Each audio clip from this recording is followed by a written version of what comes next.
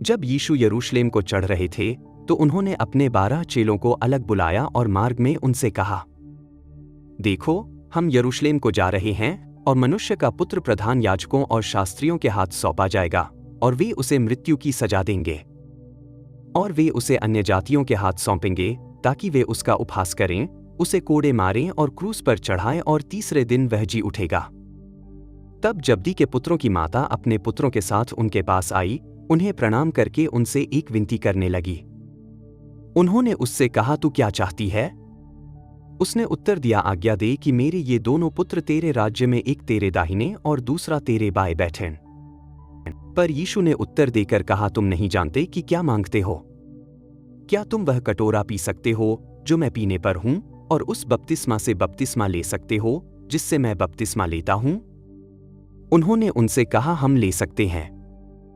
उन्होंने उनसे कहा, सचमुच तुम मेरा कटोरा पियोगे और उस बपतिस्मा से बपतिस्मा लोगे जिससे मैं बपतिस्मा लेता हूं, पर मेरे दाहिने या बाएं बैठाना मेरा देना नहीं, पर उन्हीं के लिए है जिनके लिए मेरे पिता ने तैयार किया है।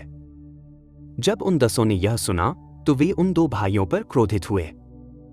तब यीशु ने उन्हें अपने पास बुलाकर कहा, तुम जानते हो कि अन्य जातियों के शासक उन पर प्रभुता करते हैं और बड़े लोग उन पर अधिकार चलाते हैं।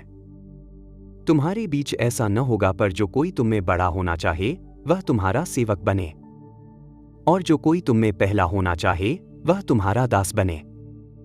जैसे मनुष्य का पुत्र सेवा कराने नहीं बल्कि सेवा करने और बहुतों के लिए फिरौती के रूप में अपना प्राण देने आया है।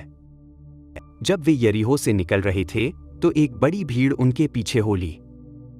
और देखो, 2 अंधे मार्ग के किनारे बैठे थे। जब उन्होंने सुना कि यीशु जा रहे हैं तो पुकार कर कहने लगे, हे प्रभु, दाऊद के पुत्र, हम पर दया कर। भीड़ ने उन्हें डांटा कि चुप रहे, पर वे और भी अधिक पुकार कर कहने लगे, हे प्रभु, दाऊद के पुत्र, हम पर दया कर। तब यीशु ठहर गए, उन्हें बुलाया और कहा, तुम क्या चाहते हो कि मैं तुम्हारे लिए करूं? उन्होंने उनसे कहा, हे प्रभु, हमारी आंखें खुल जाए। तब यीशु ने तरस खाकर उनकी आंखों को छुआ और तुरंत वे देखने लगे और वे उनके पीछे हो लिए।